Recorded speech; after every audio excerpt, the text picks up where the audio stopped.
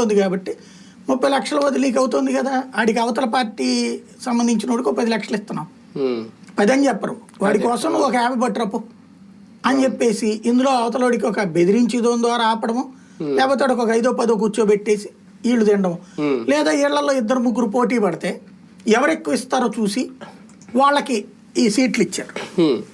అలాగ అయ్యేటప్పటికి ఇప్పుడు ఏమైపోయింది మీరు చూస్తే గ్రౌండ్ లెవెల్లో అనేక చోట్ల తెలుగుదేశానికి షిఫ్ట్ అయిపోయారు, జనసేనకి షిఫ్ట్ అయిపోయారు.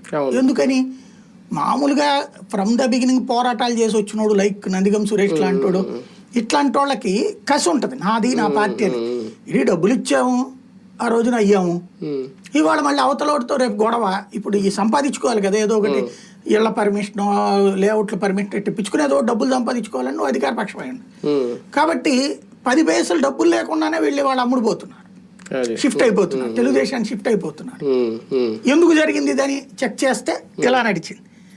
కాబట్టి సంస్థాగత నిర్మాణ ఫెయిల్యూరే దానికి కారణం. కానీ వైసీపీకి ఒకప్పుడు నాయకుడి కంటే క్యాడర్లోనే ఎక్కువ ఉండేది, వాళ్ళే ఎక్కువ పార్టీని తీసుకునేవారు, ఇప్పుడు అది రివర్స్ అయిందా? కాదు ఇక్కడ చిన్న లాజిక్ ఏంటంటే పార్టీ పెట్టిన టైంలో క్యాడరే, ఆ క్యాడర్ని చూసినే కదా లీడర్ వచ్చింది, క్యాడర్ని చూసి లీడర్ వచ్చాడు, లీడర్ని చూసి క్యాడర్ రాలా. ముందు జగన్ అనేటువంటి జగన్ వెనకాల తిరుగుతున్నట్టు, ఆ తర్వాత ఒక్కొక్క ఎమ్మెల్యే